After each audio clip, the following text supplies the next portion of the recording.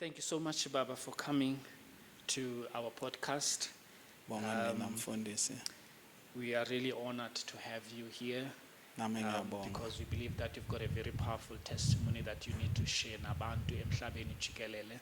It's a once-off experience. Not everybody got to experience what you experienced. Not everybody got to have the testimony that you have. So we really want to honor God through your life. Briefly, Baba Mfundisi, can you just tell us exactly Baba Mbatha or Ubani, where were you born, where were you brought up, how was your life when you were being brought up?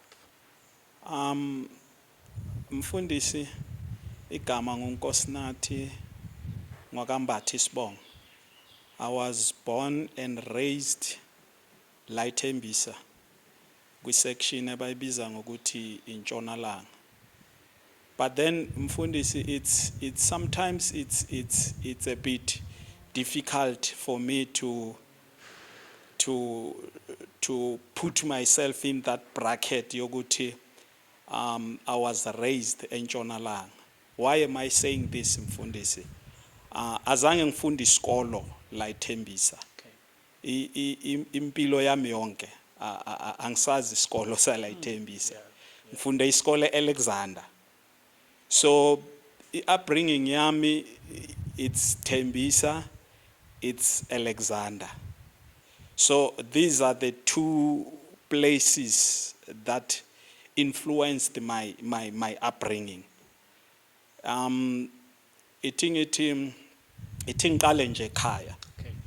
Ya ekhaya eNtshonalanga sinamakhaya ayi-2.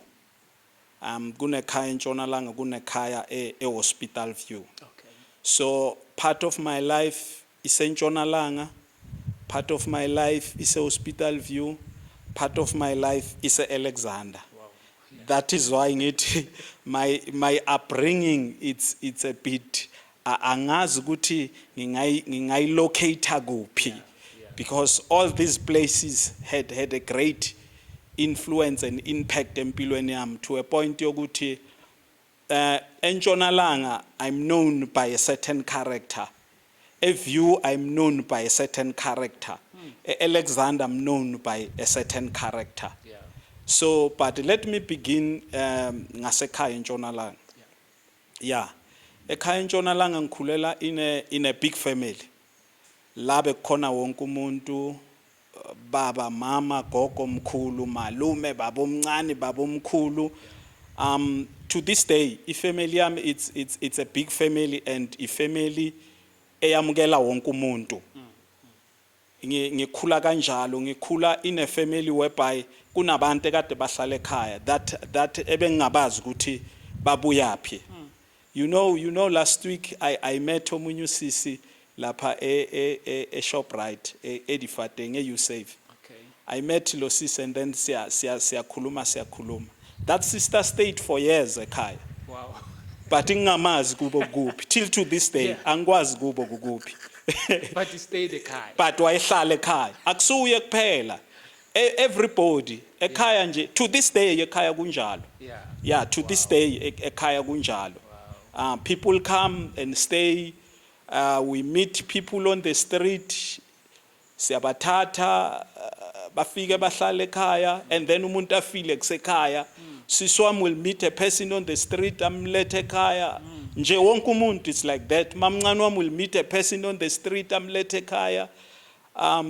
So you were brought up in a very loving family. A very loving family. Yeah. A very loving family, a very loving, a very caring family. That's the outstanding character. Ye familia yasekhaya. We were brought up to share. That is why when kulesikhathi samanje Mfundisi kunalento le ya generation yamanje iraiswa ngabo cousin. Tina we were never raised ngobu cousin. We never understood that language. umntana ka mamkhulu wami, umntana ka mamncane wami, it's my brother, like my blood brother, like ngathi ngizalwa naye. Besingabhekelana ukuthi it's my cousin. Yabona lento cousin put us a bit of a distance. There's a distance. Yeah. Tina, we grew up like that. Umntana ka mamncane wami, it's my sister, it's my blood sister. Umntana ka baba umkhulu wami, it's my blood brother. Bekungena this distance. That's how closeness we were. We grew up being close.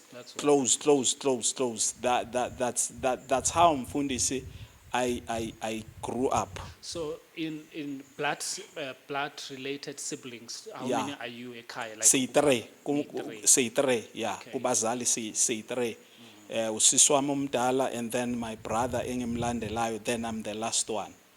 And sort of when you were growing up, Mfundisi, who like sort of influenced you, or someone whom you looked up to, or reporters in Toguyo, ukuthi hey manje anginalutho esikolweni, who was really like taking care of you or modeling you as you were growing up uye esikolweni? Mfundisi, the umuntu ekade simbheke kakhulu, all of us, not me alone, all of us, umamam, my mother. Yeah. Then my mother was normally mangimchaza ngithi was the captain of our lives. Umamam was the captain. So then bese kuba nomamncane wami, the younger sister kamamam. I normally define ngikhuluma ngabo ngithi the other was the captain and the other was the vice captain. These are the most two influential people empilweni yami. The most influential people empilweni yami before ngisindiswa. Mfundisi, before ngisindiswa, because ithema ngisindiswa then uNkulunkulu took over. But before that, these two people are the ones that drove my life. Played a very big role. A very big role to this day. So when you were in need of anything, money, school, everything, your mother was the person who really took care of everything. Yeah, let me itingichaze kanje. Umama Mfundisi, umama was a school teacher. Yeah, bega mistress. Back then, bekuthiwa a school teacher, bekuthiwa mistress. Yeah, umama bega mistress, and then he went up, get promoted to waba principal. So wa retire our principal. We understand that. Umama was the school teacher, and umama was the only person ofundile ekhaya, if not the only. But uye kadaziwa ukuthi this one uyofundile, and uye okada sebenza ay breadwinner. Wow. Uyang understand Mfundisi? So that really means Mfundisi, abantu besifazane, they really play very important roles in our lives, in the upbringing of the society, taking care of the society. This undermining of women should really come to an end. Looking at the fact that how your mother played such an important role in raising a man. Not raising a lady. Hey Mfundisi, my mother Mfundisi was a woman and a man at the same time. Why am I saying this?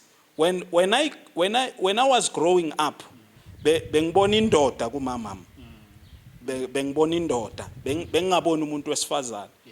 It's manje khane ngibona umuntu wesifazane kumamam, because umamam was strict, was very strict, and wayefuna izinto eziqondile Mfundisi, wayefuna into eziqondile, and like any parent Mfundisi wayeshaya wayeshaya Mfundisi, yeah wayeshaya, because bekasifuna siqondile. So kune discipline. And nalento ukuthi mawushaya umntwana uyaboshwa bengekho. Hayi bengekho Mfundisi, thina siyazi leyo nto leyo. Thina siyazi ne ukuthi mawushawa uzofuna ukuzibulala. Thina besehla Mfundisi, bowusola ukuthi ushaweleni. Yeah, thina besehla, and thina masikhuzwa besingajajwa bongathi bayangijaja. Masikhuzwa, we understood when we were told the truth. You understood ukuthi ngiyakhuzwa la. Bongathi uyazondwa. Bongathi uyazondwa, and then you are angry, and then all this stuff. Ushayiwe mfundisi, you are always ufuna that space yokuxolelwa ukuthi izinto zibuyele back to. Awubi in that space sokufuna ukuncengwa ngathi there's something wrong eyenziwe kuwe. You humble yourself, thina besizithoba mfundisi, besizithoba bowusola, and you wouldn't get ne feeling futhi yokuthi ngathi uyancengwa. The message beyiba clear ukuthi you are wrong and umntwana, and you need to go down and be umntwana and be corrected.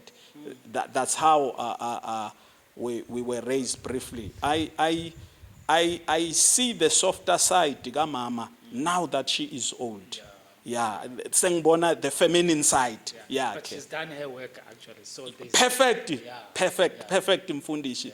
She did her work perfectly, very perfect mfundisi. Very perfect.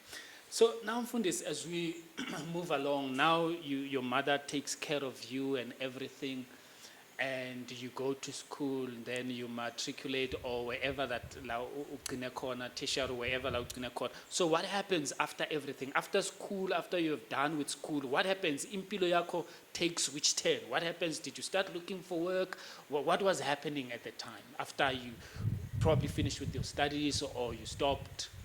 What happens after that?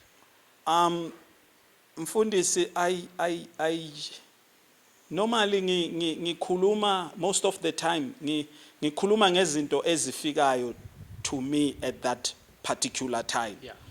Impilo yami has a lot of experiences. A lot mfundisi. A lot. Most of the time ngichaza loku okufika kimi ngaleso sikhathi. Mfundisi, ngiye ngafunda ngayekela isikolo ka standard 9. Ngayeka isikolo ka standard 9. Briefly, let me put it ngale ndlela wena mfundisi. Bengihlakaniphile esikolweni. Bengi a student. Yeah, bengihlakaniphile, bengihlakaniphile. But ithi ngibeke kanje mfundisi. Njengoba ngithi there were two people empilweni yami. Umama was more of the academic side of my life, and then umamncane wami was more of the street life. Umamncane wami never went to school, but umamncane wami she's just brilliant. She's very brilliant, streetwise. Yeah, she's streetwise. Yeah. So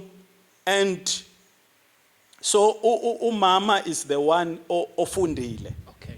So impilo yami was divided in these two people. Ne? Kuna this academic side lami engangilidonsa kumama.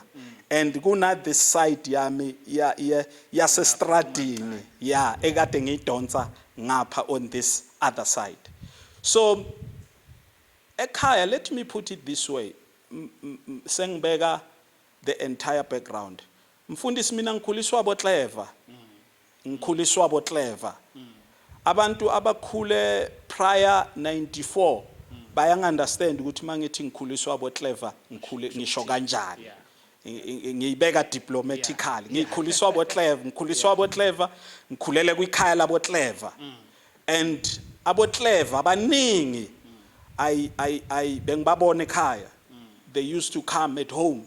Abaningi bebahlala ekhaya, stay at home, bavakashe ekhaya, and also ne lokishi engikhulele kulo, is surrounding, section engikhulele kuyo iNtshonalanga, section ebeyigcwele abotleva. Section ebeyigcwele abotleva. So you understood different kinds of lifestyle. Kunale lifestyle le oy understanda yeyincwadi. Bese kunale lifestyle le oyibonayo ukuthi this person is not working, but wenza izinto zenzeka. Yabona? Izinto ziyenzeka mara lo muntu akasebenzi. Yabo? Kwenzakalani? Yeah, lo muntu lo usebenza ngenye ingqondo that is very brilliant. Yeah. So nami ngakhula nginalawo ma dimensions ayi2.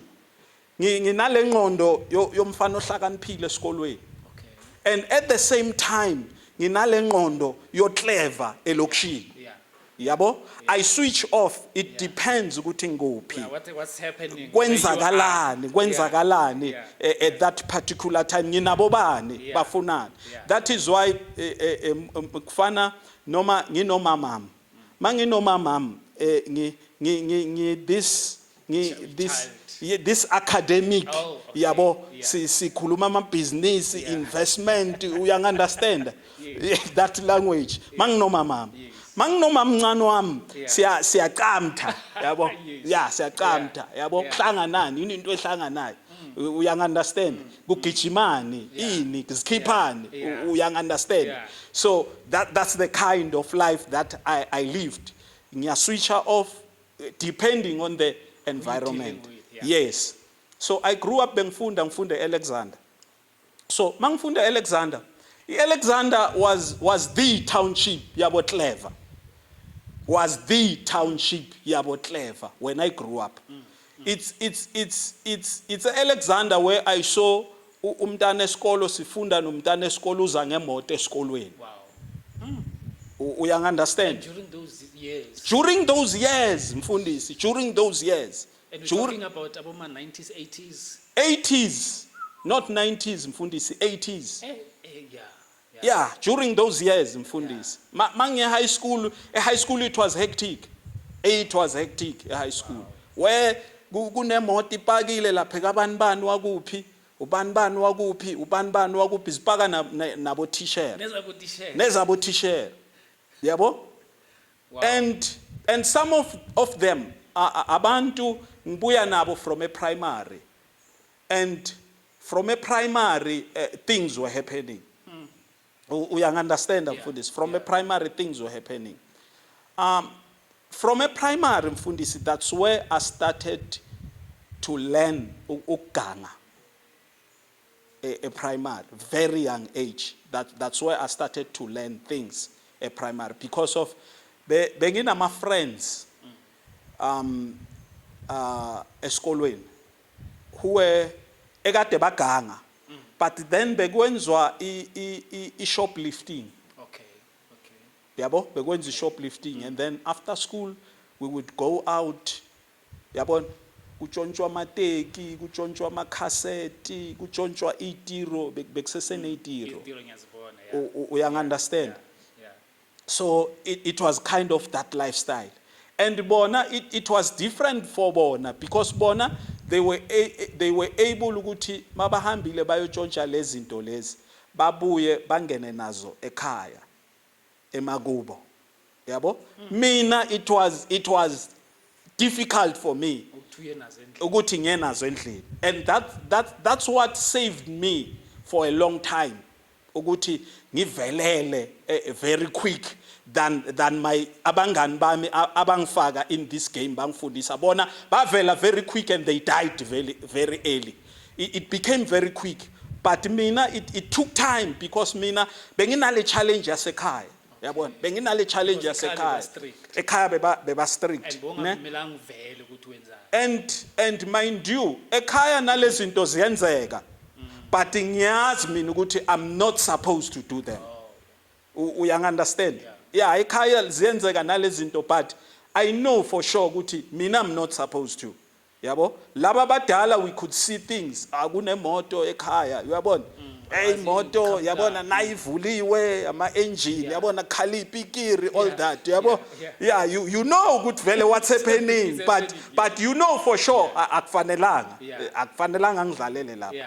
Yabo? So yonke into had to iphelele estradini. Yonke into kufanele iphelele estradini. Ma ufika ekhaya you become lo mntwana lo. Yabo a normal child. Yabo? Now tell us mfundisi talking about ukutshontsha ama-steer and ukutshontsha amateki and stuff like that. But actually how did you start? Like who influenced you? Did someone say echo ilahlile riding or echo awufuni iteki or awufuni something? How did it start? How did your first up shoplifting? How did it happen? Like, kwenzakaleni? Mfundisi, I've said it ukuthi ngikhulele kwi surrounding yabo Clever. Yes. I knew ukuthi lento ikhona and this it's happening. Yeah. But bengingenasibindi mina to do it. I knew ukuthi okay izinto ziyenzeka kuyahlabiwa kuyenziwa kanje but I did not have that leso sibindi to do it. Isibindi ngisithola ngomngani wami who bengiyi close friend naye esikolweni eklasini. Isibindi ngisithola ngaye. Yeah. So this friend of mine uye owayehamba afike abuye yena uhlabile uright uyabuya ushaya iteki yabona and sayangitshela ayi le teki leli ngelihlabile ndoda ngelihlabe eDion yabona eDion Dion kuphi hayi eBramley yabo kusasa uyabuya ushaya iskipa yabo after school ethinga ukubonise ngibuye kuyohlaba amacassette ngibuye kuyohlaba ini yabo and lezinto lezi manje started to ngiyambheka ukuthi man lo it's my friend intanga yami and uyayenza lento ndiyayenzeka yabo and nami ngiyangena kulento le nami ngiyangena and I started ke mina sengimcela yabo ukuthi manje after school ke mawuhamba ke asambe sonke beka imali yakho yomkhero kwesigibela taxi sesantini yabo beka imali yakho yomkhero it started like that beka imali yakho yomkhero sigibele se Rosebank or we would walk ngoba Alexander kuseduze imali yomkhero mayingekho siya walk yabo siya jumpa Marlboro yabona Santini bo Rosebank siya develop all these places we start stealing it started like that. Mfundisi. So, Mfundisi, just to cut you off there. So, when you started with this friend, you were never caught? No. You know, Mfundisi, noma ngabe besiboshwa, besibancane Mfundisi. Besibancane. It was ubustowed, yabo? Stowed, we would start siyavalelwa, siyashawanyana ngebhande, ningaphinde niyenze lento le, and then we siyayekelwa, siyahamba. Mfundisi, picture umntwana ose primary that is doing these things. Back then, you wouldn't think of arresting besibancane and uthola ukuthi sitshontsha kanje sambe siphethe nezincwadi yabo siphethe nezincwadi lezinto sizifake ezincwadini yabo so it was those instances anjalo whereby will be caught and then siyayekwa nje siyayekwa nje kanjalo. So from there obviously lento yakhula. It grew. You started ngokutshontsha ilokhuzana amateki ama-steer and stuff like that. So but then this thing grew, and how did it grow? Like I said Mfundisi mangifika high school I started to see manje intanga zami zidrive imoto. I started to see manje intanga zami zigqoka impahla ezi expensive. Mfundisi bengithanda impahla. Bengithanda impahla ngenhliziyo yami yonke. Like if you grew Alexander bekushaya isidwadlo Mfundisi. Njengoba ngikutshela ngithi Alexander was the was the ikasi labo Clever.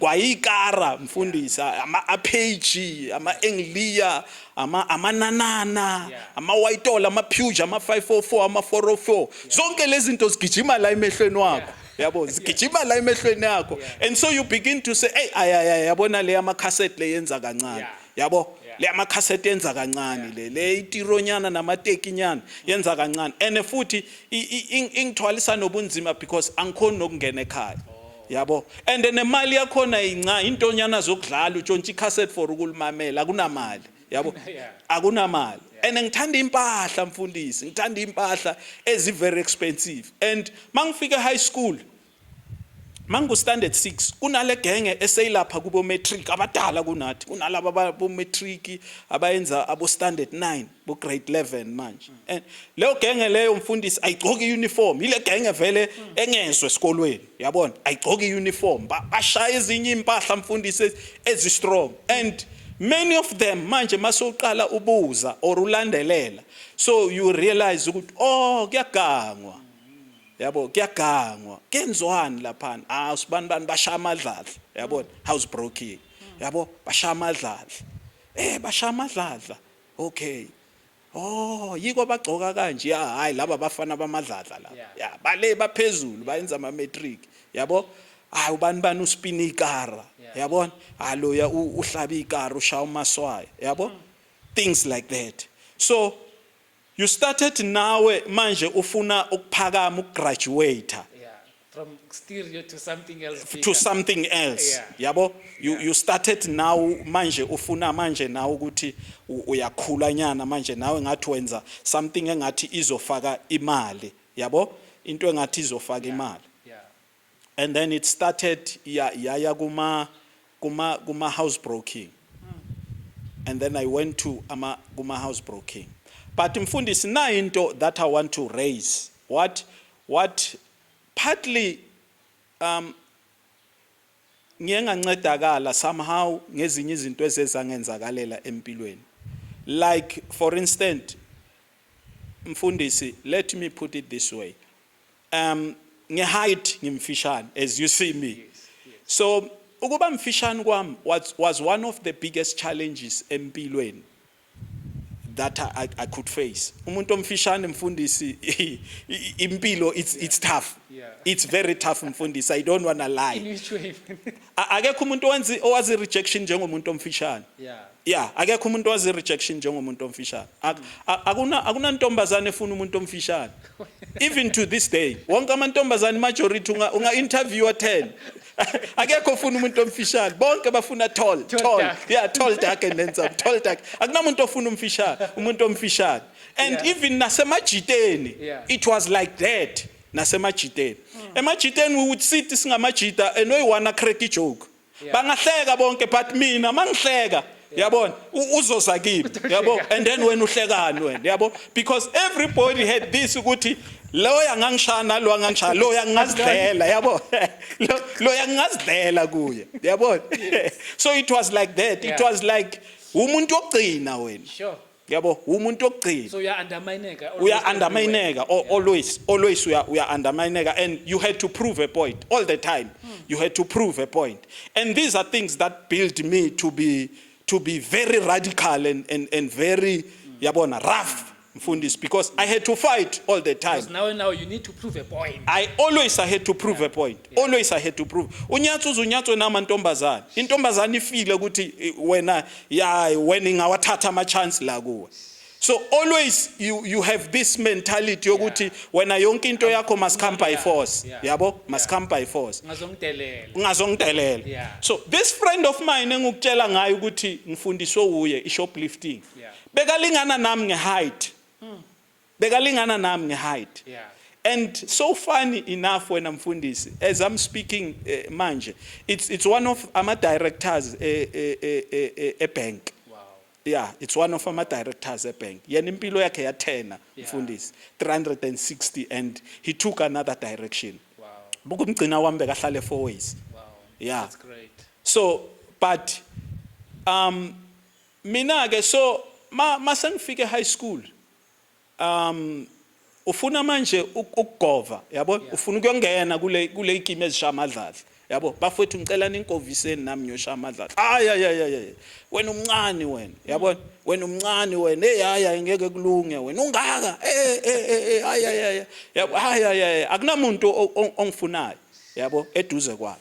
And even naselokishini la ithembisa it was just like that because nala ithembisa bekubusy yabo esectionini yami bekubusy and nase sectionini yami it was that challenge mangilanda laba badala bafowethu aningifake yena hayi wena ungaka wena wena ungaka wena yena kini uzosilwisa nabantu bakini what yabo hayi wena umncane kakhulu. But I had this thing that uNkulunkulu wangipha yona from ebuncaneni bami up until to this day. Yokuthandeka mfundisi yokuthandeka. As much as I was being rejected ngenxa ye height nokuba mncane, but people were like kuna gama lesilungu fascinated, ne? Fascinated by the way of thinking yami, the brilliancy yami, and lo clever bami, yabo, like on the streets. Njengoba ngikutshela ngithi I was raised by clever, and I copied each and every move yasestradini when nginomamncane wami. I could learn kumamncane wami ukuthi oh, when you are out there on the streets, this is how things are being done. Kumele uhlakaniphe ungalali, yabo, you mustn't ulale. So mangisestradini, people were fascinated ukuthi umncane but ingqondo yakho is too much, man. Unengqondo yabantu abadala, yabo. Intanga zakho azicabangi lento wena oyicabangayo, yabo. Intanga zakho zicabanga ukufunda isikolo, all this, yabo. Wena socabanga ukuyosha amadladla. Hayi madoda.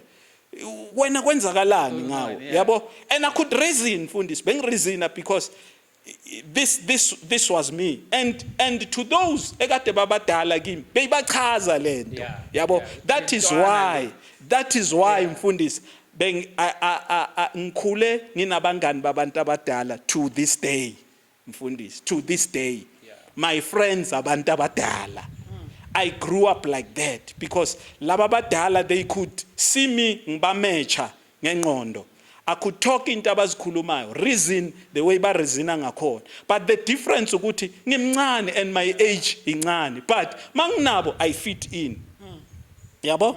So naselokishini lami bekunjalo. Iclever zaselokishini lami would like me to be around. Yabo? Around. Bangabaxosha laba abanye, hey hambani na mani bosa. But mina mangikhona ozala nathi slam lentwana le, yabo? Hey lentwana islam ngiyahlala la, ngiyafunda izinto. And nasekhaya makuneyicleve ekhaya ngila nazo, ngihleli nazo ekhaya. Uyang understand? Amagrotman ami, ama-uncle wami weyicleve ngiphila nawo, yabo. Everything abayenzayo ngila nabo. I learn a lot of things, and ingqondo yami nje iba very fast because all of them they bayangithanda, yabo. Ntwana yami le slam blind le ntwana, yabo, slam blind. So ngiyafunda kanjalo, ngiyafunda. So eventually bakuskima ke mfundisi, as you say bebekuthanda, you know, and showing, you know, embrace. But eventually you managed to find out to go to what is it that they are doing for a living. Yeah. As young as you were, you could see things that were happening. Yeah. But then how did you manage to go to uba convince ukuthi you also want to be part of what they're doing? Okay. Mfundisi ngiqale because of that I started sengishaya ama housebreak ngi1. Ngiqale ukushaya ama housebreaking ngi1. I started manje ukushaya amadladla ngi1. I started ukushaya amadladla ngi1. And you did that deliberately or mhlambe bekungenamuntu ofuna ukukuskima? Akunamuntu ofuna ukungiskima. Everybody is rejecting me, wonke umuntu uyangisaba. Everybody usabe ekhaya, sabe ifamily yami. Yabo? Everybody is saying, yo, imagine masingaboshwa nomuntu ongaka. Imagine amabhunu mangasibamba nomuntu ongaka. Everybody never had that picture. Yokuthi yo intwana engaka masingaboshwa siyothini kubo lo muntu angaka. So ngashaya amadladla mfundisi. So mangishaya amadladla mfundisi, I would take out things because of ngikhulele Alexander kunamagrotmani aneikara and kunalento yokukokotwa kweikara and all this stuff mfundisi. Mangibuye ukuyoshaya amadladla because of benginale challenge yokuthi manginemali it was difficult for me to buy things ngingene nazo ekhaya. Bengithatha lezi zinto engangizithola kuma housebreak and exchange them for amaphephe imoto. So bekunala magrotman lawo would tell me mfana mawungangizela ivideo ngizokunika iphepha lemoto so. Mawungangizela ini ngizokunikeza iphepha lemoto. Mfundisi benginamaphephe imoto amaningi. Amaphephe imoto ama-tag. Sure. Amaningi mfundisi. Because bengithi mangiyoganga ngiyakula magrotman, yabo, nginika iphepha lekara eso, nginika iphepha lekara eso, nginika iphepha lekara eso. Nala magrotman ngifuna into eso, mangathola into eso mfana muyilethe, yabo. So what were you doing ngala maphepha amakara mfundisi? Bengifuna ukuba nemoto. Yeah, bengifuna ukuba nemoto. Phela back then mfundisi ma unephepha lemoto bowunemoto. Mawunephepha lemoto unama-tag bosowunemoto. You go utshontsha imoto niyayikokota. Yabo But now you're niyayiphendulela. saying you had amaphepha amaningi. So Yeah. why amaningi? You wanted to have a lot of cars. Or? Angisho ngenza ama-exchange amaningi. Ngenza ama-exchange amaningi. Yabo ngenza ama-exchange amaningi mangibuya ukuyoganga edrobheni. And nginala ma-grootman, yabo? La ma-grootman, okay, sometimes imali ngiyayithola and other stuff ngiyayithola. Yabo? But into bengiyiprefera kakhulu ukuthi umuntu anginikeze iphepha lekara. Yabo? Anginike iphepha lekara because njengoba ngikutshela mfundisi ngithi mina bengimncane but my brain was very far. Bekunama-grootman ebesikhula a-owner i-scrapyard. Uyang understand? Kunama-grootman akokota ikara athengisa ikara. And lama-grootman you could see i-lifestyle yawo ukuthi abafani nalaba abashaya amadladla. Yabo laba ba more advanced and business minded. So I wanted myself to see myself daphana. Ukuthi yabona one day nami ngizokapa ikara. Yabo ngithengisa ikara and you could hear kula ma-grootman lawa angiraisayo surrounding me ukuthi kuyacrossiswa ikara ama-border gate. Yabona imoto ziya eMazambia, imoto ziyacrossiswa ziya eMaputo. Yabona and bakutshela ukuthi mawubuya ngale ntwana amadola ngale. Yabona uthola ubhadalwa ngamadola. So you hear all these things, so we are begin to you begin now to see ukuthi oh lezi sihlaba ikara ezikokota ikara lezi yenza kakhulu. Yabo and the lifestyle yabo uyayibona ukuthi laba bayenza kakhulu. Yabo so that was my aim ukuthi bengifuna ukuya laphana. Mfundisi that was the goal. But things changed along the way. Things changed. What changed things, mfundisi? It's when now ngila elokishini I started to be exposed to lama-grootman lawa are more advanced, lawa ekade manje ashaya imali. Uyang understand mfundisi? Lama-grootman lawa ashaya imali because mfundisi ama dynamics wokuganga wa before u94 before I-transition le yenzeka la South Africa. Ama dynamics wokuganga before then nama dynamics wokuganga after lapho were different. Uyangithola mfundisi? They were different. In what sense mfundisi? Abantu kade baganga prior 94, 80s na early 90s. Abantu ekade baganga ngengqondo yokuthi siya repossessa. It was some kind of a battle against the apartheid. Yabo it was some form of struggle against the apartheid. Yabo silwisa amabhunu.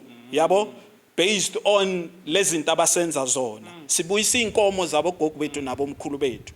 Nathi mfundisi masiganga we grew up with that perception. Ukuthi masiganga nathi sibuyisela back the pain that amabhunu. Yes. And siphila kanzima ngale apartheid. Yabo kunzima ngeapartheid. So there was no some sort of guilty conscience. Bekungena guilty conscience. It was the right thing to do. Yabo it was the right thing to do. And that is why ngikutshele this thing masaqala ngithi ngikhuliswe yiclever. Because iclever mfundisi abantu ekade bangayenzi crime elokishini. Abantu ekade bayenza crime edrobheni bagangela abelungu. Uyang understand? Mawugange elokishini wawungafuneki. Mawugangela umuntu omnyama wawungafuneki because uyingozi. Ngizothi mina mangiphuma wena usalungene ekhaya ugcekeza. Yabo? And it was also some form of ungathi uqalekisiwe you are cursed mawugange elokishini. Uthi esani lo muntu ushaya iveneki lo muntu. Yabona? Uyabheda lo. Wawungeke ublome clever. Yabo? Wawuyimuhu. Yabo kwathiwa imuhu le imvemvana ayifuneki la. Akumelanga idlalele la. Uyang understand? So it was like that. And futhi na the way izinto bezenzeka ngakhona mfundisi it was different to now. Kanjani mfundisi? It was tight. Ubugebengu hayi le yabo lesibona manje igebengu kuma social media all this stuff. People are driving cars but they are not working. People ba ama-millionaire they are not. Wow yayingenzeki leyo nto ngesikhathi se-apartheid. Yayingenzeki ngesikhathi samabhunu. Ngiyakutshela mfundisi ukuba nemoto ungasebenzi it was a big thing. Amabhunu bazokushaya azokushayisise bozosho ukuthi le moto uyithatha. Just somebody nje phoned ukuthi lo muntu unesibhamu. Amabhunu bwasurround indlu yakini agibele naphezulu kwendlu bowuzoshawa usikhiphe leso sibhamu. So abo clever kade bakhona, that is why ukuthi bekuthiwa abo clever. Bebenza lezinto but bakwazi ukuhide because amabhunu were against all these things. Yabo? So those who were ebekade kwama royal, bewabizwa ngama royal, ama roofer, ama robbers. Yibo ekade baku hiding place kakhulu because bebayenza crime very serious. So naselokishini bekwaziyo esal akhotman leyana ama royal la. But akusinto engakhuluma inoma ubani. Kwaziwa noma ubani ukuthi la makhotman ama roofer. It was something ebeyumshosha phansi. Yeah. Kufana nabo laba baspinayo kuspinwa ikara kokotwa ikara. It was not into that was spoken yonke indawo ukuthi lapha kokotwa ikara. Because wawufaka amanzi immediately kwaziwa ukuthi lapha kokotwa ikara igrotman yalo ikokotwa ikara amabhuna ayangena. Uyangunderstand mfundisi? Mangihamba ngemoto mfundisi ukusuka kwami ekhaya mangisuka entshonalanga ngiye Rabasuthu mfundisi bengimiswa close to 4 or 5 times. Uyamiswa niyasetshwa kuvulwa ibonnet yemoto kufakwa ama-acid laphana imoto mayijampile ukuthi kokoti uyathathwa. Kwakunzima uku-own imoto at that time because wawungenelwa kini ejardini imoto ayisearch amabhunu ayisearch ayithathe. Uyangunderstand mfundisi? It was not like as it is now. Yeah. So I started being exposed to ama royal. So because of Tina Beskula si mix asizitshela okay la mahrotman lawa we know okay ayaspina all this sonke sicabanga ukuthi okay bonke batshontsha imoto bashaya amadladla all those things kanti khona laba bama royal yabo khona ama roofer laba bashaya ama bank yabo laba bashaya ama bank laba ba roofer ama company. And mfundisi another thing engifuna ukukuvezela yona into yama haste into that came after a transition yala South Africa. Into that came yaba inkulu after a transition. So after 94. After 94. Nje ithingithi maseqala kubuya ama politicians yabona kuvulelwa izinto. Istarte lapho. 94 akuna heist againzeka. No bewakhona. Oh okay. But very few and ngizokutshela ukuthi why. Very few and nabante kade bawayenza bekwama expect because into ekade rufiwa kakhulu what cost ukuthi kuze kube nama heist ama banks kwakurufiwa ama bank kudala ama royal wakudala bewashaya ama bank bekwama bank robbers. So ithema kuloku kukhula indaba yokushawa kwama banks kwafanele manje ku implement ama system lawa wokuthi manje kube nama cash in transit. And ama company imali zakhona zazihlala ema companyini kwakuba nezisefo ema company nama bank wayeba nama strong room but uthola ukuthi manje ziyarufiwa like we know mfundisi yonke into mase ingenelelwa kakhulu kuzanywa ama system amasha straight kwi company kuyokhonjwa kwakunjalo ke kudala kwakiwe companyini mhlawumbe umuntu usebenza lapha and then umuntu would come and give you a number yabona efemini yami kunesefo kanje umuntu okwazi ukuvula isefo umlungu so manje ngangena nibamba umlungu so kwakunjalo kama roofer dala kuyangenwa ecompanyini ke kubanjwa belungu kubanjwa wonke umuntu ecompanyini kiwe esefweni kuvulwa isefo kukhishwa imali nama bank kwakunjalo yabona kwakurufiwa kanjalo. So indaba yama haste came after because of manje ama bank bese warobiwa kakhulu. So ku implement a new system and ama SPV izinto that came later imoto ekade zitransport imali back then thina masisakhulu bekuyi fidelity card. Okay. Bekuyi fidelity kuyi coin security. Ama gentlemen came after some time ama gentlemen. And i-transition ukutransitwa kwemali mfundisi back then akufani namhlanje because back then imali zazihlala ema bank nama company imali kade azigcinela wona. So imali yayingagijimi ngale rate egijima ngayo manje ne and enye into futhi mfundisi ilentuzana izinto esezikhona manje ezigijimisa imali ngalendlela zazingekho back then. Back then kwakungagcwelanga lama mall and all this stuff. True, yeah. Uyangunderstand mfundi? So exchange yemali yayingekho that hectic like now. And futhi nabantu consumption yezinto back then was not like now.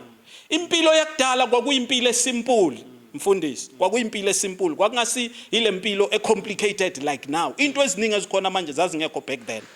Uyangunderstand mfundisi? So exchange yemali was not that so quicker fast, and yabona. Nazo le moto zama Fidelity kade zitransport imali. Zazinga transport imali now and again. Ifidelity yayithatha imali once in a while.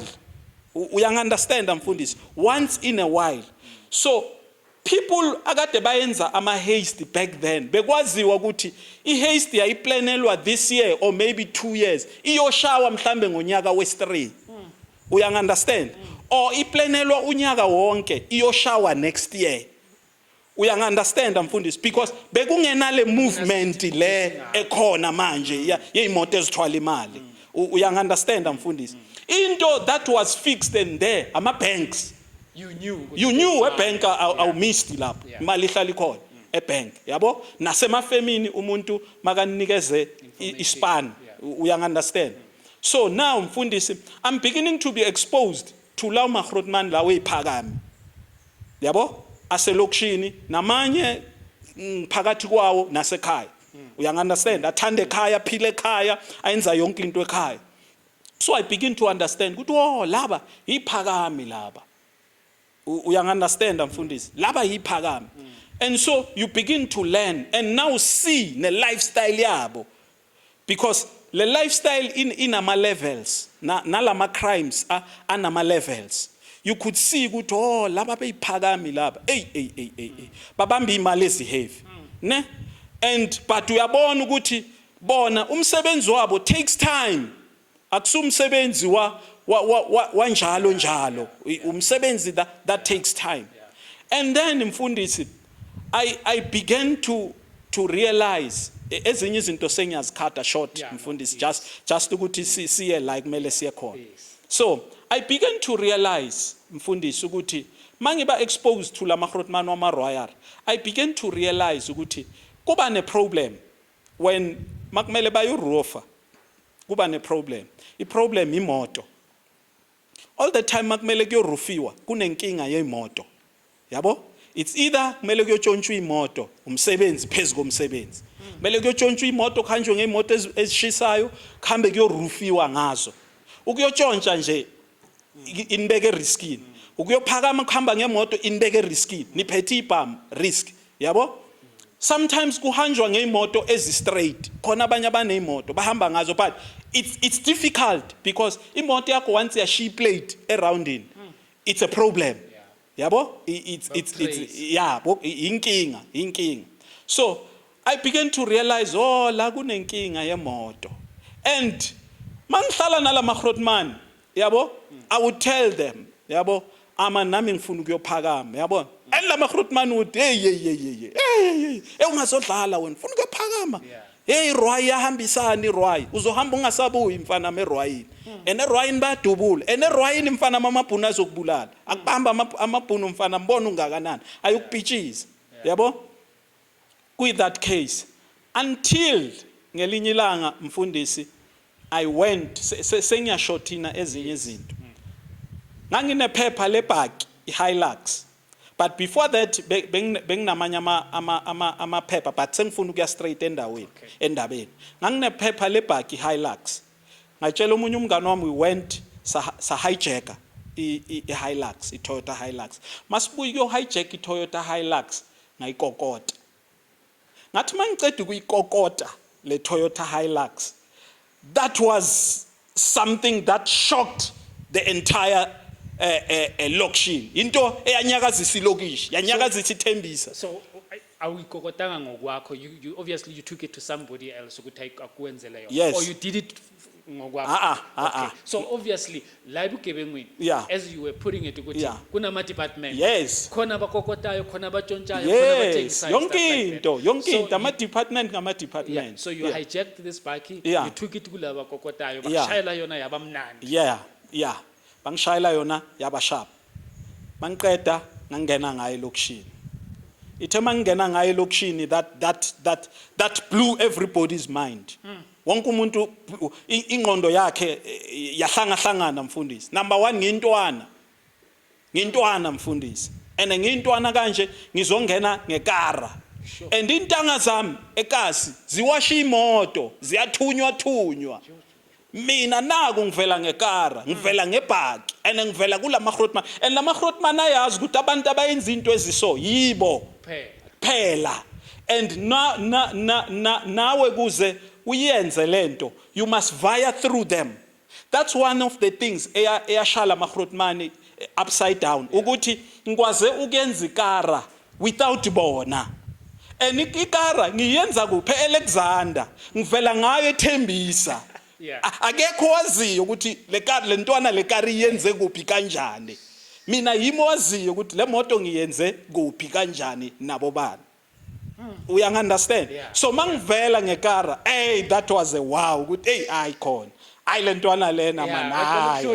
Ay le ntwana lena no, le ntwana I too much. Yeah. Yabo? And now uyazi kunama talks. Phela intwana yalapha. Yabo? Intwana yalapha. Obvious. Yeah. Yabo? Obvious. Yadala Yeah. intwana le. Obvious. What do you expect? Lapha phela kuseyikleveni. Yeah. Yabo? Kunalama talks manje Yeah. that are ringing elokishini. And then lama grootman started coming to me now. Yabo? Started coming to me. Hey mfo, eyakabani le bhaki le? Hayi ibhaki yami. Yeah. Eyakho? Hayi yami.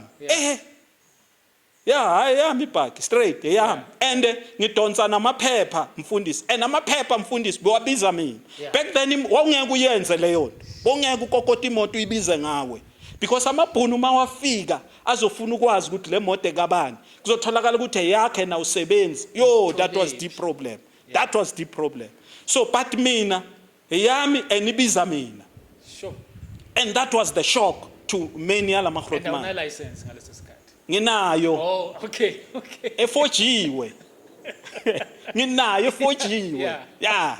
Ekokotiwe ekhandiwe. Njengoba Yeah. ngikutshela ngithi mfundisi bengifoster bengesha mfundisi. Wow. Bengesha. Nginayo ilicense.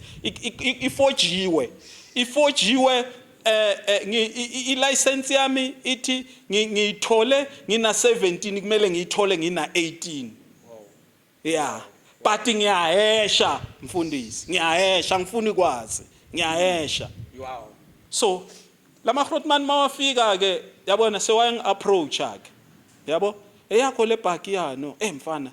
And manje masiyophakama phela kune problem manje ye trans kufuneka I trans in. Yabona? Yeah. I started manje making ama terms. Hayi man ngifuna ukuyophakama nginitshelile ngathi nami ngigovise na ngifuna ukungigovisa. If niyayifuna ikara kumele ningigovise. Uyangithola mfundisi. Yeah. And manje the agreement was ukuthi ngoba mina ngimncane.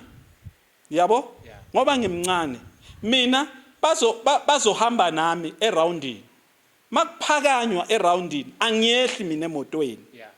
Bona bazoyehla baphakame and come back nemali. Okay. Understand? Yeah, mina ngibhadalelwa nje ukuthi kusetshenziswe imoto yami. Okay. Yabo? Okay. I agreed mfundisi but knowing mina ukuthi angeke yenzeke lento abayishoyo. Yeah, I agreed. And kuvunyelwana. Yabo? Thola ukuthi nalama grootman awekho sure vele. Ngiyabuzwa again and again. Vele ntwana ikare yakhe ayami. Yabo? Vele kara ntwana ikare eyami vele. Yabo? Up until kufika ilanga khanjwe kuyophakanywa. Kwathi makuyophakanywa mfundisi bengitshelwe ukuthi ngihlale emotweni. They were shocked mabathi bayabheka sengila. Makungenwa sengila nginabo ngila. Yeah, yonke into abayenzayo ngiyayenza. Yeah. And manje sesiyabuya na imali sekuyashare. So mfundisi, just to cut you off. Yeah. So the first manihamba niyophakama first time, was it a bank? Was it a house robbery? Was it what was it? No, bekuyifirm. Oh. Bekuyifirm. So beniya safe ye firm. no besingaye esafini FM Uthatha ama-product. besiyothatha imali kumlungu efemini. Oh, Ya umlungu walapho bekwaziwa ukuthi ulanda imali ebank okay. uza nayo ecompany uzoholisa abantu ngesikhathi esiso. Yeah, yeah. So sinaleso span. So we are going there ukuyothatha manje le mali lapha nefemini kulomlungu. So when mawuphuma emotweni mfundisi, you had Yeah. no gun, you had nothing, you Nothing. had no knife, nothing. You Nothing, just went there mfundisi. just to be part of what is taking place. Mind you mfundisi igani nginayo Oh. from ku house broking. Oh, yes. Mara ngiyiphethanga based on iagreement enginayo nalama grootman. Yabo nginayo igani ikhona ekhaya ngiyifihlile. Okay. Yabo mangishama house broking bengithola amagani and benginamagani ayi2. Enye igani ngangiyithole komunye umngani wami owaye nganginomngane owayedlala ama sound DJ waseView. Okay. Waye uDJ la elokushini yabo. Yeah. So wayedlala ama sound. Lo mngani wami wayenegani mara engagange. Okay. So sayenza iagreement mina naye ukuthi ngizokulethela isound system unginike legani. So ngamlethela isound system wanginika igani. Ngaba namagani ayi2 enye ngangiyithole kuHaysbrand. So nganginawo amagani ayi2 ahleli. But that day bongayiphethe. Bengayiphethanga because vele kwakuyoba iproblem kulama grootman yabo. Bebazobona ukuthi Yeah, hayi, bebazobona kahle ukuthi kahle ngiphethe ufuna igani ukuba ngifuna ukuphakama Yeah. and bebangafuni ngiphakame Okay. yabo bebangangifuni ngiphakame yabo. So bangena aba clubs.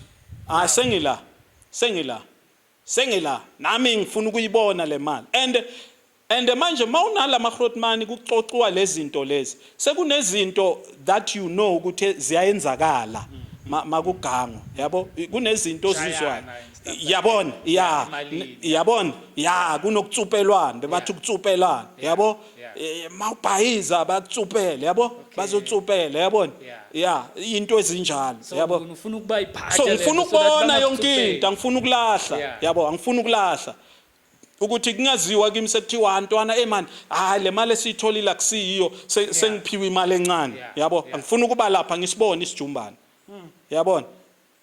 We went there mfundisi and then we science mfundisi then kwabe sekusukile mfundisi yabe seyisukile nje kanjalo yabe seyisukile yabe seyisukile mfundisi. It now became into yokuthi manje sengi some sort of angazi ngayibeka kanjani celebrity. Yeah sengathi ngi celebrity manje onke lama grootman manje adonsana ngapha nangapha. Uyang understand mfundisi wonke. And another thing ekade lama grootman ayithanda ngami mfundisi bengaphaphi. Okay. Bengaphaphi. Angisi ilentwana le ezothi mayinemali kubone everybody. Yabo angisile ntwana yama show off. Angisile ntwana ephithizelayo ezitokfeleni nakuphi ebizwa ngapha nangapha ezitokfeleni namantombazana. Ngile ntwana igama layo elila kumarufari. Ngaziwa la amarufari phela yabo. Okay naseyindaweni ngiyaziwa but angisingumuntu ofast ukuthi ngidume eindaweni ngidume la kule field. Igama lami libhaza la kule field angiphaphi and nezinto engizenzayo ngemali izinto zentwana eSlam uyang understand. Thina mfundisi we grew up knowing ukuthi into yokuqala mawuba nemali kumele ulungise kini. Uyang understand kumele ulungise kini. Every grootman eKaSlam mayiqala ishaya imali bawubona ngakubo wabona nje qala kukhishwa ama big window in so yazi akhayiwe yabona la magrootman ayishayile yabo so yazi vele yabo fakiwa ama paving in so yazi vele sekuba nomsindo vele lokushini ukuthi ayishayiwe ayibayishayile yabo. So that was the mentality ebesimentarwa ngayo ebuhleveni ukuthi mawushaya imali mfana nami into yokuqala kusekhaya. And another thing that ebeyenza ukuthi all the time sitshelwe ngokuthi ekhaya lezi ezinye izinto bezithathwa imali amabhuna ngayithatha imoto ngaba nazo amabhuna ngazithatha zonke lezi zinto ubucwebe amabhuna ngazithatha zonke lezi mara indlu yakini ngeke bayithatha yabo ngeke bayithatha. And noma sobhayizile yabo in future ushelelile wayejele at least kini bazokufatela cop 2 bashap yabo usenzele something mfanami yabo you did something ekhaya yabo that was the mentality mfundi that is why ngithi mina ngiraiswe abo clever angiraiswa ngabotsotsi show off that just ugcoka impahla ezexpensive mfundisi ne show off beyizokubulalisa because number 1 show off beyizokubulalisa I show off bongeke ulale ebusuku umuntu ama show off bongeke it was not about the show off it was about making things right kini ube sharp nakini babe right and ungabi umaphapheni uyangiunderstand mfundisi those are people that raised me in this game that was the mentality ebeseraiswa ngayo thina in this game uyangiunderstand mfundisi that is why ngithi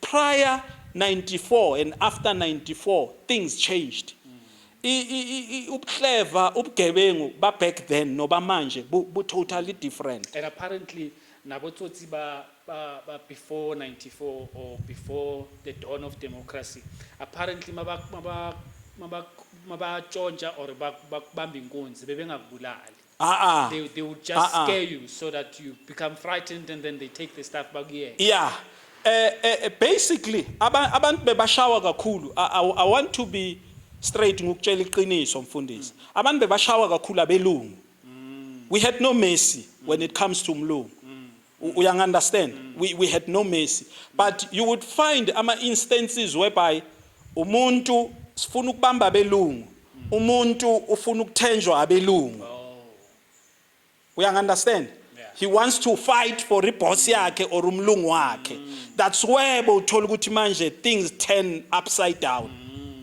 uyangiunderstand uyasiblock so you have to deal with this person before that's where abantu bebalimala ngakhona bakithi abamnyama but that into besingayifuni it was not in intention uyangiunderstand mfundisi you find ukuthi sifuna ukungena endaweni and this person uyastrekela uyospimpa uyotshela belungu lapha neFMI or masingena mhlambe ebank lo muntu lo uyabona ugijimisa information kumangamla nama manager ukuthi hey sebangenile labantu something is so that's where uthola ukuthi abantu bebalimala kanjalo but basically abantu kade balinyazwa bekwamabhuno mfundisi amabhunu bewashawa without any mercy now tell us again mfundisi the experience while you were doing this life obviously you continued because and then mawubuya ubuya umnandi everything is happening but can you just tell us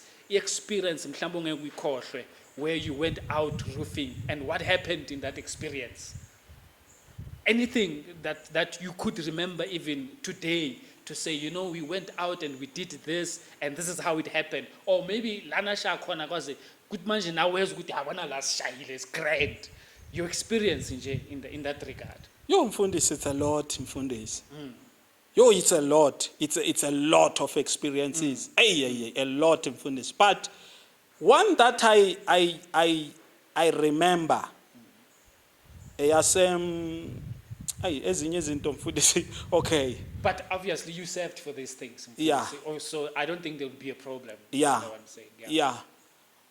it was in Pretoria eHammanskraal siyorufa iShoprite laphana mfundisi we nganginale ngqondo le because of manje I was so much involved crime and njengoba ngangi involved crime kanje and manje uthola ukuthi bese ngi some sort of somebody who was admired bese sengi some sort of a hero so bese sengiphula ama strings to a lot of things uyangiunderstand abantu bese ngihamba nabo manje bese ngine a lot of saying no into esonge esiyenze eso sizoyenza hayi le hayi le uyabona eHammanskraal we were supposed to be I think besi kwakufanele sibe boy 6 or 7 mfundisi and sahamba C3 Uyangunderstand mfundisi? Masihamba C3, the aim bekuyobheka indawo. Okay. The aim was not ukuyoshaya. Yeah. The aim bekuyobheka. Sathi masifika laphana mfundisi. The guy who was, I don't know, or a manager or a director or whatever. Mfundisi. Masifika simthola uyangena uphethe i-briefcase. And to us it was uphethe imali because it was towards the month end. Okay. It was lo muntu uphethe imali.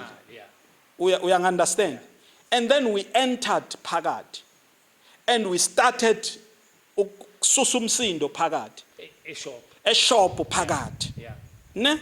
So njengoba uthi mfundisi beniyo scouter but already beseniphethe ni scouter nje niphethe. Mfundisi ngendlela thina besiganga ngayo. Imoto yami ama door panel beklala ibhamu. Wherever we go kuneyibhamu la kuma door panel. Thina besiganga anytime anywhere any moment. Uyangunderstand mfundisi?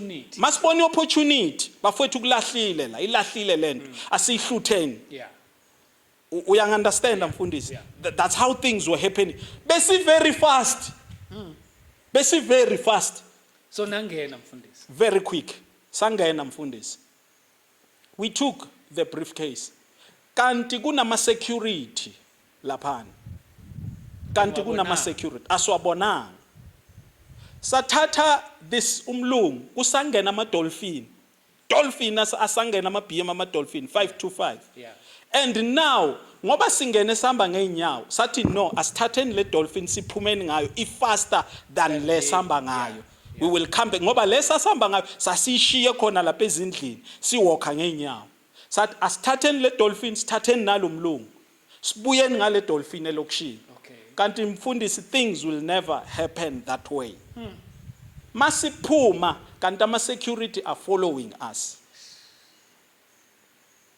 Ngangena mfundisi ngangena on the left. Ngangena on the left, umngani wami wangena on the right, and the other wangena on the back seat, a back seat. Yeah. Now bekusangena lezinto zama anti-hijacker. Okay. And besingakazazi lezinto zama anti-hijacker and all this stuff. Yeah. So umngani wami wanted to start imoto. Imoto iyaduma iyacima. Imoto iyaduma iyacima. Imoto iyaduma iyacima.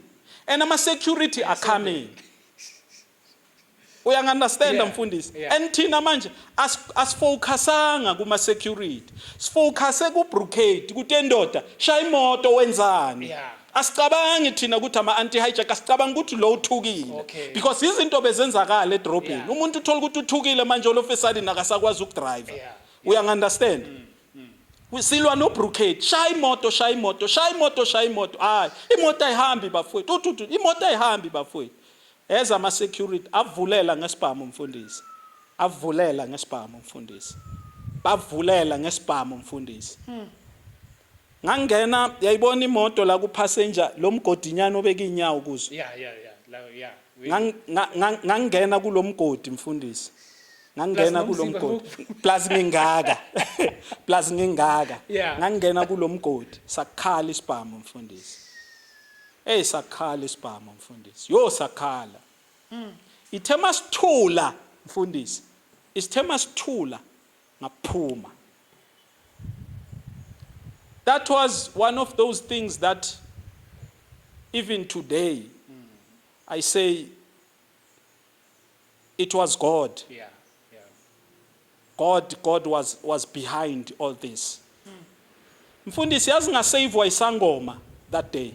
Ngasavwa isangoma sangifaka endumbeni. Ngahlala endumbeni. Ngahlala up until later on ntambama. So mfundisi, just to go back to the scene. So my imvula yibhamu iphela. Yeah. What happens? What happens to the guys? What happens to the lomlungu beninayo? Because angithi beninayo emotweni. Angisazi mfundisi ukuthi what happened. So uphumile, nobody saw you. You just ran. Ngaphuma like it was just like a shock. If I may put it that way. To people ukuthi emva kwebhamu ezingaka ezidubule kangaka kusanomuntu ophilayo ophumile. That was the shock. Because laba bayi-2 basala. Yeah. So Basala. Ngaphuma ngiyi-1. So that was the shock. Ukuthi hawu kusanomuntu ophumayo agijime. So you ran towards the car leni shiye elokishini. Not towards the car, yasala imoto. I ran towards emizini lapha eMaskrala. Up until ngangena endlini, that I did not know ukuthi enyanga. Okay. Urondo, ngangena mina and hide phakathi koRondo. And this guy wenyanga came now, yabona naye. Ushocked lo muntu uzongena la endumbeni yami ubani lo. Yabo, makafika lapha sengiyamtshela ke ukuthi baba ngiyacela please. Ngiyacela please. Le ibhamu zizwa zikhala ngala ngaphandle. Kudutshulwa thina. And that guy said, yini laba endubula kangaka njengoba kukhala endutshulwa kangaka njengoba kukhala isibhamu kangithi yithi baba ngithi ngiyacela baba ngifihle mangingaphuma la ngifile engihamba nabo bafile. Yeah. That guy said khuleka mfanami ngizokubhekela bona. I sat there mfundisi laphana kugcwele izinto zenyanga lapha. I sat there mfundisi. That guy anginikeza isinkwa thinking about cool 8 sweet 8 something like that. Sengihleli lapha for a long time. Wow. And then I came out later ntambama. Ngahamba come back home. So back that home. car you left it elokishini. Everything was left there. Thathwa amaphoyisa everything. Wow. Everything. Obviously even the guns.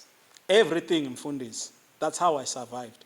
Phela ebugebengwini mfundisi it's always like that. Okusele kusele. Yeah. We continue siyaqhubeka. Okusele kusele osele usele. Yeah. Impilo iyaqhubeka. We start afresh. Life yobugebengu ihamba kanjalo. So now mfundisi, fast forwarding, now you get arrested and where, why, what happened? Okay. Ukuboshwa kwami ke mfundisi ngiboshwa ngalendlela le. Ngiboshwa, there was a guy uyasebenza. This guy makasebenza uyaxoshwa emsebenzini. Drive i-truck yasemsebenzini. So makaxoshwa, this guy comes to us. Yabo? Yeah. Bafowethu, nginespan. Yeah. Yabo? Yeah. Se truck. You understand? Yeah. Kusangena ama cell phone mfundisi. Kusangena ama cell phone nama computer, ama laptop. Yeah. Yeah, i-cell phone ingakaphathwa inoma ubani. Yithe sasiphatha ama cell phone la elokishini but siwaphatha ngokufihla kusesamabhosh. Yeah, kusesamabhosh. Sasiwaphatha ngokufihla because akusinto eyayiphathwa ubani. Of course. Yeah. Of course. So kusangena ama cell phone nama computer, ama laptop. This guy told us, kunomsebenzi madoda, itruck yaphuma iye Durban ithwele umthwalo ongaka. Yeah. Yabo? Yeah. It's from my pen. Okay. Pen sizokukhatha. No.